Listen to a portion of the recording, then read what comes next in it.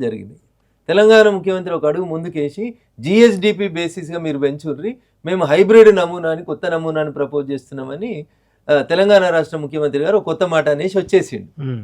నేను అడుగుతా, మరి రేపు తెలంగాణ రాష్ట్రంలో రేపు సీట్లు పెరుగుతాయి, రేపు శాసనసభకు సీట్లు పెరుగుతాయి, మీరు కూడా అదే హైబ్రిడ్ బేసిస్లో పోతారా? అంటే ఏంది మీరు చెప్పాలనుకున్నటువంటి హైబ్రిడ్ విధానం లేదా జీఎస్డిపి విధానం ప్రకారం ఏమవుతుంది?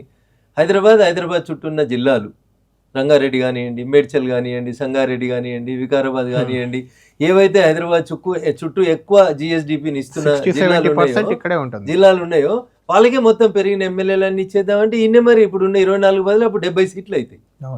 అప్పుడు అట్లా హైదరాబాద్కి ఇస్తారా మీరు? అంటే జీఎస్డిపి బేసిస్ లేదా హైబ్రిడ్ బేసిస్ అని ఏదైతే మీరు మాట్లాడుతున్నారో, రేపు తెలంగాణ రాష్ట్రంలో ఎమ్మెల్యే సీట్లు పెంచాలన్నప్పుడు కూడా అట్లా పెంచితే మా దుబ్బాక ఉండకపోవచ్చు, మీ కొడంగల్ ఉండకపోవచ్చు. ఇదెందుకు అర్థం కావట్లేదు మీకు?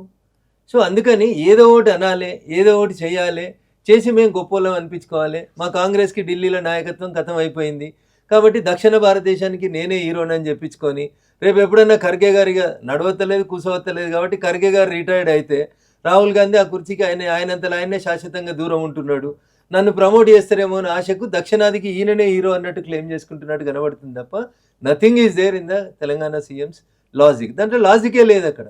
పోనీ మేము చెప్పిన దాంట్లో ఏం లాజిక్ ఉందో ప్రజలకు చెప్పాలనుకున్నాం మేము. అందుకనే పార్లమెంట్ ప్రత్యేక సెషన్ తెచ్చినాం. మాకు 2/3 మెజార్టీ లేదనేది మాకు తెలుసు. అయినా మేము చెప్పాలనుకున్నటువంటి విషయాలు ప్రజలకి, పార్టీలకు చెప్తే కనీసం అర్థం చేసుకునన్నా ఓటేస్తారేమో ఆత్మ ప్రబోధానుసారం అనుకొని పార్లమెంట్ సెషన్ని పెట్టడం జరిగింది.